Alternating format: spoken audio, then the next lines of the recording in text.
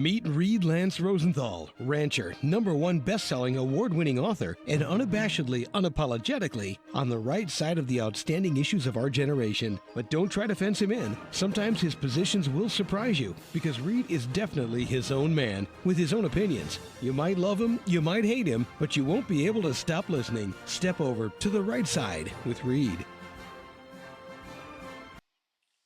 Howdy, listeners from coast to coast and viewers, and from the Gulf to the 51st state and around the globe. Reed Lance Rosenthal on the Right Side Radio and the Cowboys Take on all sorts of video channels everywhere. Please remember, if you're watching on video, hit the subscribe, hit the like, ring-a-ding the little bell, which will let you know when these shows come out. And we're catching up on several weeks of absentia, which I explained in the last show. I had hoped to have this out yesterday, which was Friday, but I was actually waiting. There was a reason behind the delay for the outcome of the Putin and Trump summit in Alaska. I'm going to talk a little bit about that today, but I'm also going to bring you today my long promised kind of general real estate, residential mostly, outlook and what's happening, which is not great in most markets around the United States. And that'll be a foundation for more specific real estate information, changing market trends, changing housing types, what's driving it with demographics. I'm going to bring you over the next several weeks. I think over the next month, you'll have a very good feel for the real estate market, at least in your general area. Every market is kind of localized. You have to kind of watch it. But no market is immune, folks. No market is immune from the market. The market is bigger than any market. It's busy, it's more important and more predominant than any local market. So while some markets may be less affected by macro events, all markets are affected, and some way more than others, as we'll discuss a little bit today. I'm also going to bring you a little international update, and I'm going to bring you just a tiny bit of rat-a-tat-tat, and then we're going to launch into the real estate.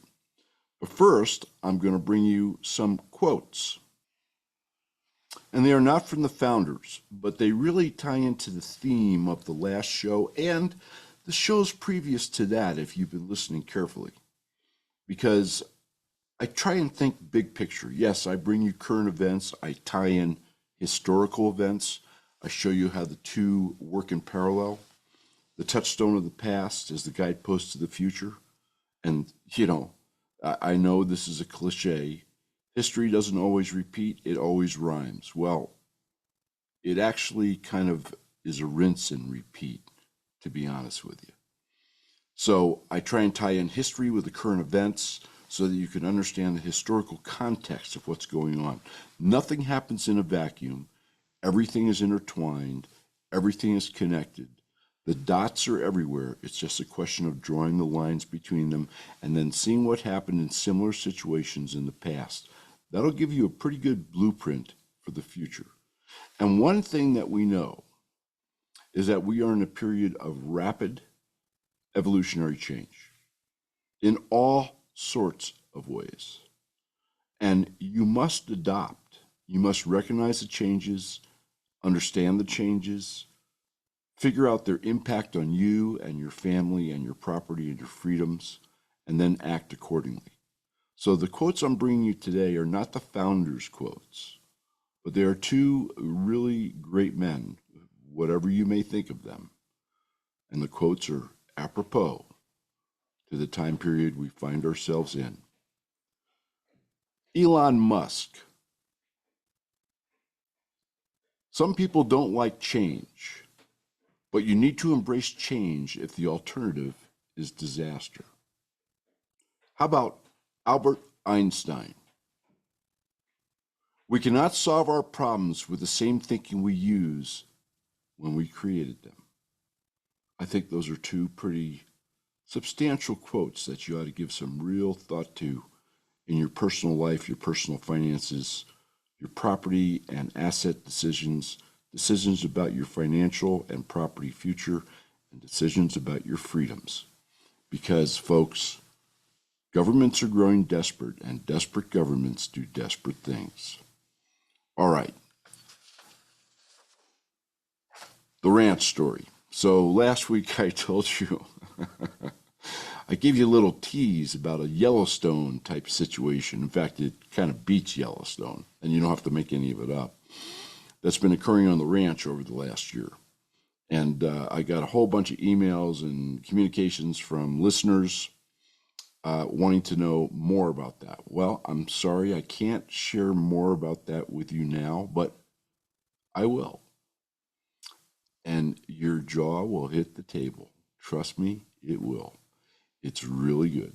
Well, it's really bad, but the story is really good.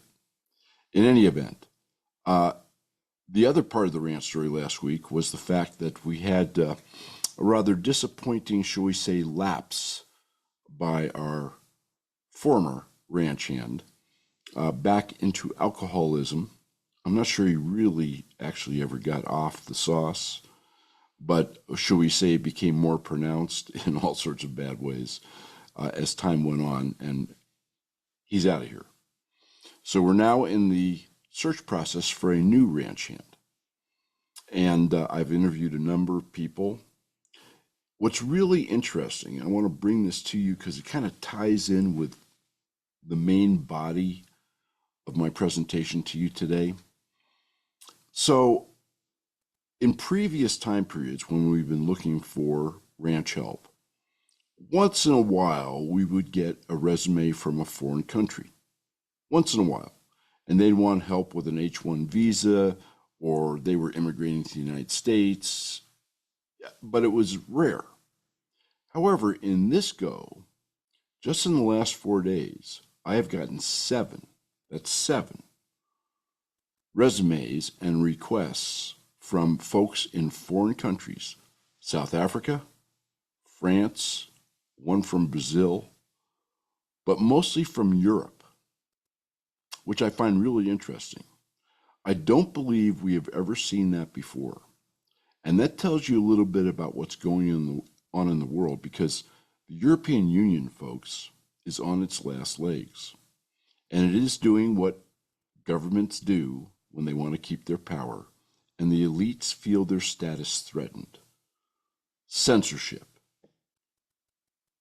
election interference, i.e. Romania, a stolen election. And I think probably in some other European countries too.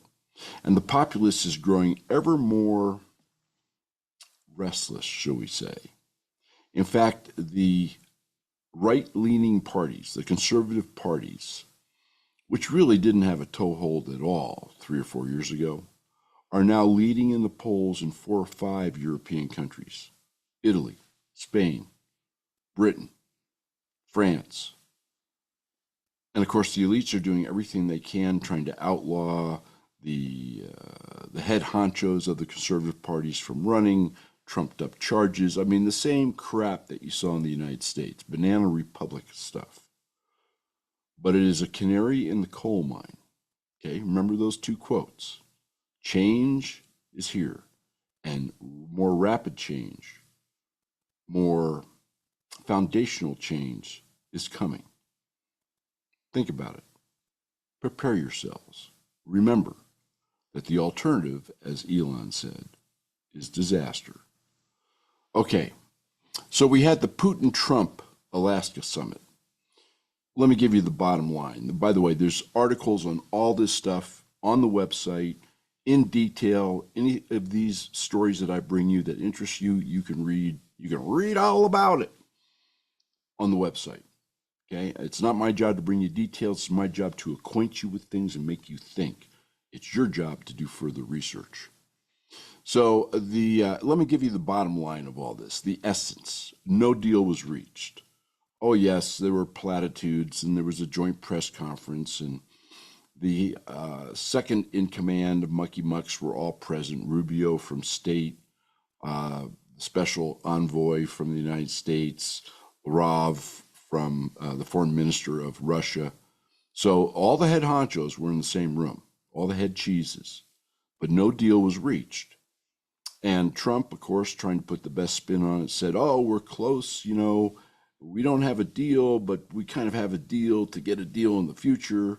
And Putin's going to meet with Zelensky. That should go great. And I'm going to talk to the European leaders and et cetera. Look, my hat's off to him, trying to get this thing solved. But as I told you, I think about 6 weeks ago in several shows, this is not going to get resolved, folks, not for a while, because China does not want it resolved, and Putin cannot exist without China. It is really that simple.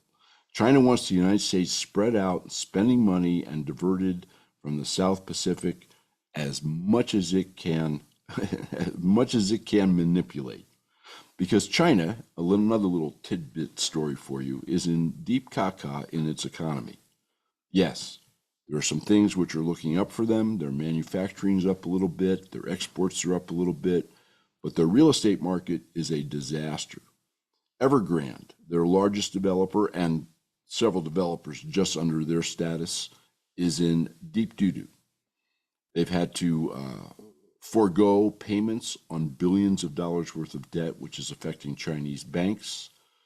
The Chinese population has stopped buying real estate, which is, along with gold, kind of their two major investments.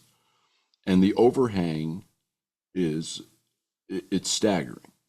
The overhang is enough square footage to fill several Manhattans, several New York cities in that country.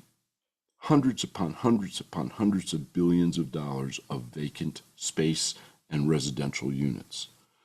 And they have a deflation going over there. Our inflation rates went up, PPE and PPI and CPI all went up, particularly the core rates, at about 3.6 to 3.7%, some of the economic stats from this week. Their inflation rate is 3.6% deflation. And that's despite hundreds of billions of dollars that China has pumped into their economy. In other words, stimulus, right? Quantitative easing, as we would call it here in the United States, the same game all the central banks play. If you get into trouble, print money. China's debt, just so you know, and by the way, America's debt is outrageous and unsustainable, and we're headed for a wreck. In fact, we already had the wreck. We're headed for the aftermath. We're 130% of GDP. China is 300% of GDP. There's all sorts of things going on this planet. All of them change. Remember the quotes. And what's going to evolve with China economically could have ripple effects throughout the world. So kind of keep that in mind, Things never stay the same, folks. They never stay the same. So I don't think you're going to see a peace in Ukraine. Number one, the Europeans are going to try and scuttle it because Europe, although it's dead, a la the applications from folks who want to work on ranches and get the hell out of Europe and immigrate to the United States, that's just one tiny little sliver of indication. There's all sorts of other indications. The same thing that was done in the United States by the communists, we include Obama and his cabal in that, Soros, etc., which was to deliberately undermine the economic, military, and world standing strength of the country and its economy and its dollar, has been done by the same types of people over there in Brussels, the head of the center point of the EU. And Europe has gone from no economy functions without energy. Energy is key to everything.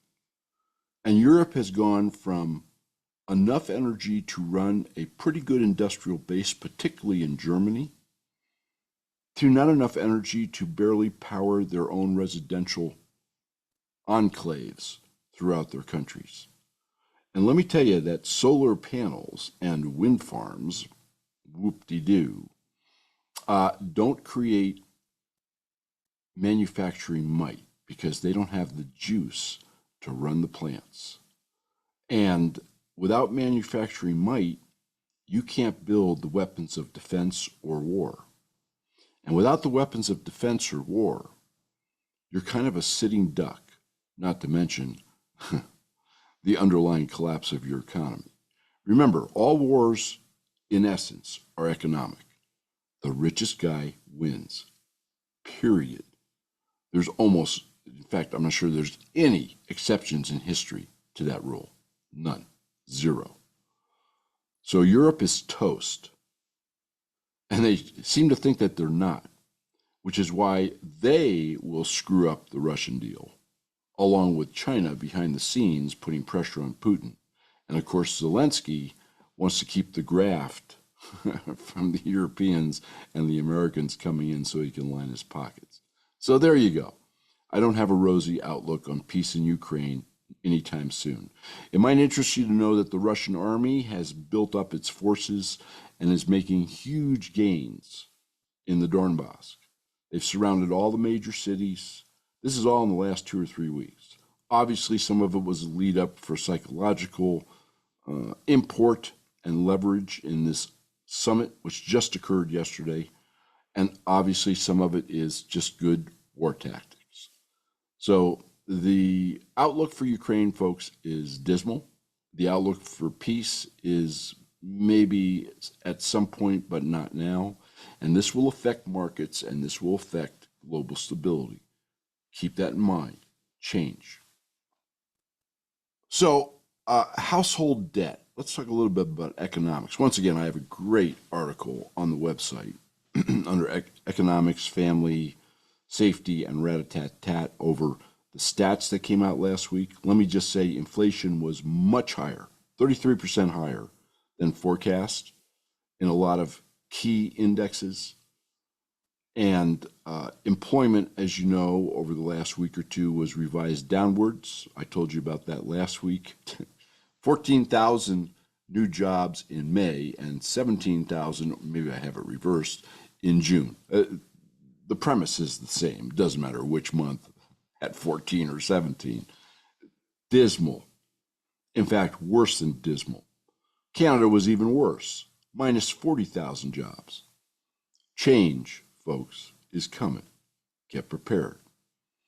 Household debt is now about $152,000 average per American household. Obviously, there's variations based upon where you live and what type of house you have, and et cetera, all sorts of indicators.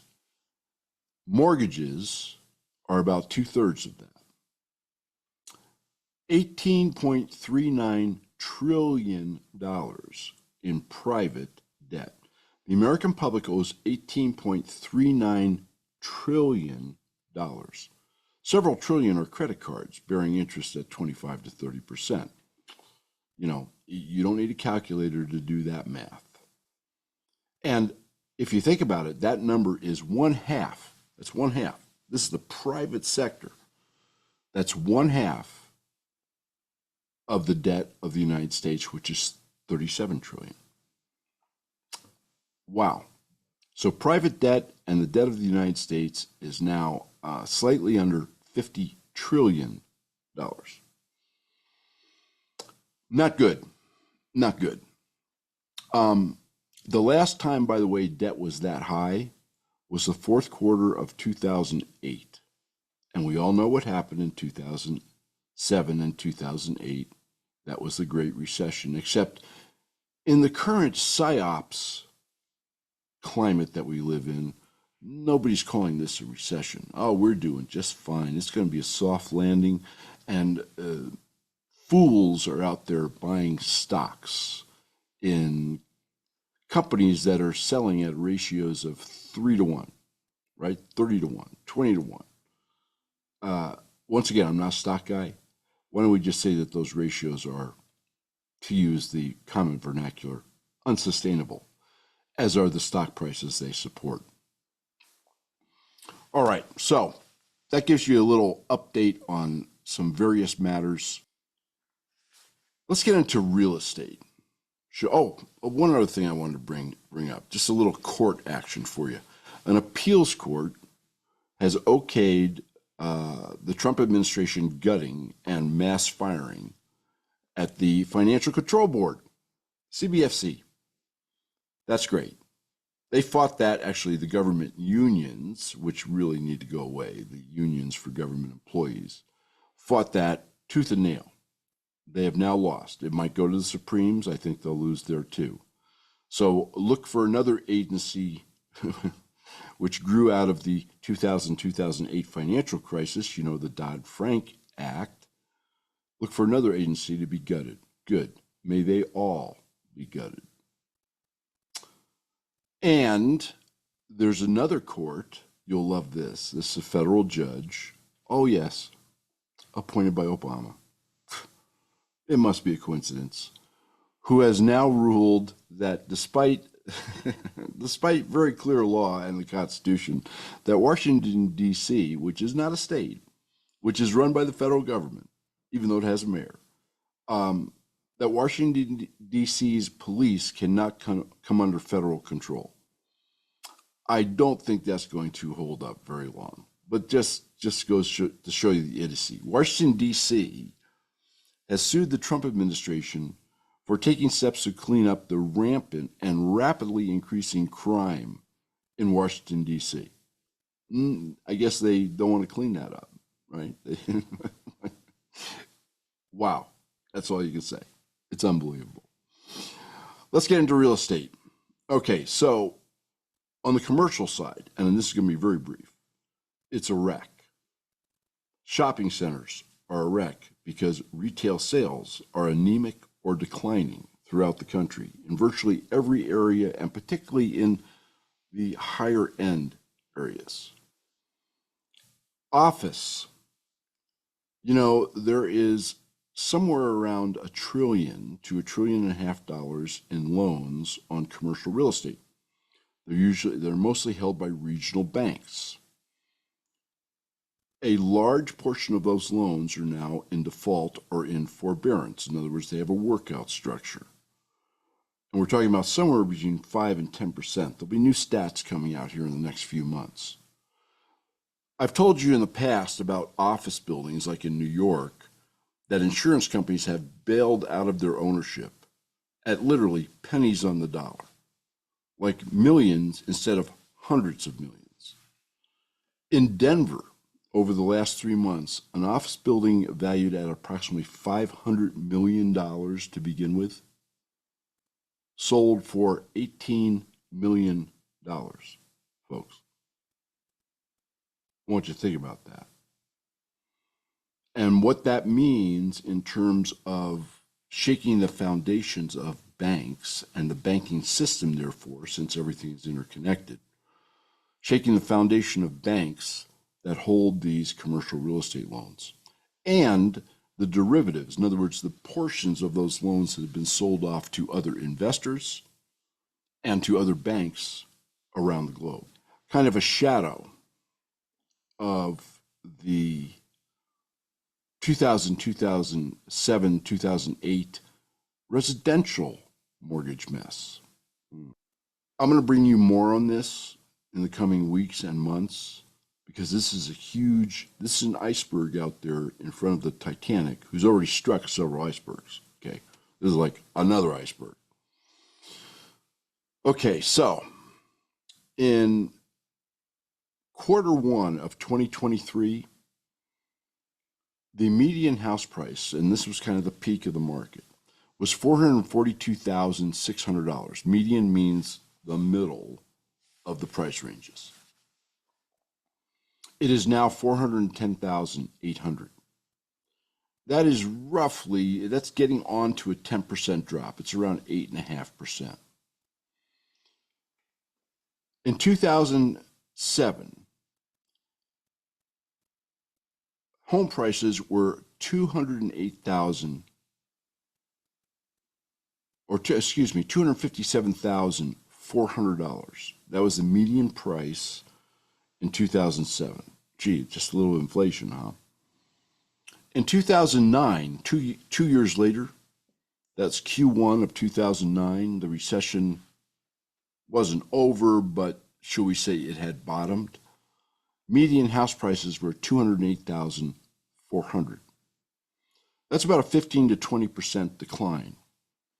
It was also over a 2-year period. Take a look at history, apply it to it now, just like I said at the beginning of the show, and I say at the beginning of many shows. Most resilient in the current real estate market, this is a really macro picture of the United States. We're going to get into nitty-gritties and specifics in the coming weeks, which I think you'll find fascinating, like why one-story homes are now outselling two-story homes and all sorts of things like that. But the most resilient markets are in the smaller cities around the United States, depending upon the region, in rural areas, and in tertiary markets. In other words, small towns. Towns of, 1,000 people to 5,000 people, 6,000 people, 10,000 people.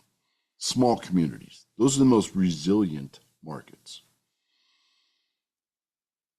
The states, it's also widely scattered, and I have an article that's being posted on the website. It'll be under economy, it'll be under the audio bar, it'll be under rat-a-tat-tat and family safety, which has a color-coded map by county around the United States. You might want to take a look at that. Very interesting. To sum it up, just to give you kind of a region by region, state by state blow, okay, those areas which are doing the best, in fact, some of them actually have seen price increases this year, are the upstate Great Lakes area of New York, believe it or not, northern Maine, Kentucky, Kansas, believe it or not, northern Nebraska, north central Montana, the central Great Lakes in the Wisconsin state area, eastern Wyoming, north, the very north, up toward the Arctic Circle, and southeast Alaska. And of course, the north part is driven by the energy boom, which is driven by the Trump administration. Northern Illinois and northern Ohio. Those are the areas that are doing the best, in some cases with actual price increases. After inflation, I'm not so sure there was a price increase, but nonetheless, that's the chart. The areas which are doing the worst, California, Southern Nevada, Arizona, New Mexico, except for the I-25 corridor on the eastern side of the state, Colorado, other than the Grand Junction area up in the northwest corner, and the Durango area down in the south central southwest area. Northwest Nebraska, Texas, Hawaii, Florida, and Vermont. What's really interesting is Vermont is kind of on its butt. New Hampshire is doing pretty well, side by side, right? Think about Bernie Sanders. Think about Bernie Sanders and Vermont. Might tell you a little something. Alabama is not doing well. Georgia is not doing well. And the Carolinas are not doing well. In the middle of the road, kind of an equal number of areas that are doing pretty good, relatively speaking, and areas that are not doing well at all. You have Massachusetts, Connecticut, Pennsylvania, the Dakotas, though there's a number of localized pretty good spots in the Dakotas, Iowa, Minnesota, Louisiana, Virginia, Arkansas. This will give you an idea around the United States, and this is very generalized. Once again, look at the map for more specifics by county that is on the website, on the rightsideradio.com. But, and I'm kind of naming them off slow so they can kind of sink in, because I have people who listen to me, well, around the world, but throughout the country. You can check on your own area or an area that you're thinking perhaps of moving to. And obviously, you don't want to move to a hot area. You want to move to an area that is cooled off because you want to get a better deal, right? Right.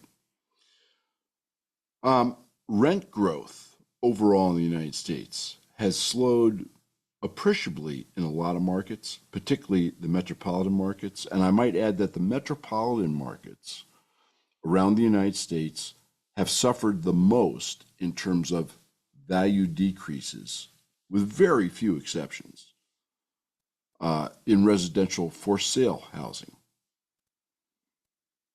Right now, for sale housing is up from about a 6-week to 2-month supply just a year ago to a 10.5-month supply, which means the inventory of homes for sale, whether they're new or whether they're existing, has been rather rapidly increasing. That, folks, is an over 400% increase in less than a year. That's noticeable and mentionable. So I hope that gave you kind of an overall big picture of the United States. We're going to be zeroing in on certain types of markets, certain locations, certain market driving forces, and certain product types which are doing well or better than others in the coming weeks.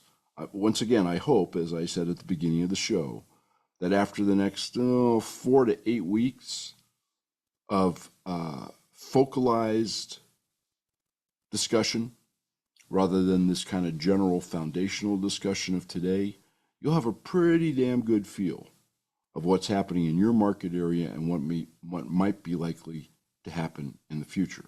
And I'll be recommending several apps for you, which I think are excellent, particularly for those of you who are in markets and you're thinking of selling. This will tell you the trends, what the inventory is, etc. And for those of you who are thinking of moving. And the migration between states is another discussion topic we're going to have over the next 4 to 8 weeks, because that is playing a huge role in politics and a huge role in residential real estate markets, and to a lesser degree, because it's kind of on its butt, commercial real estate markets. I hope this gave you a good kind of overall feel, international and United States general real estate today.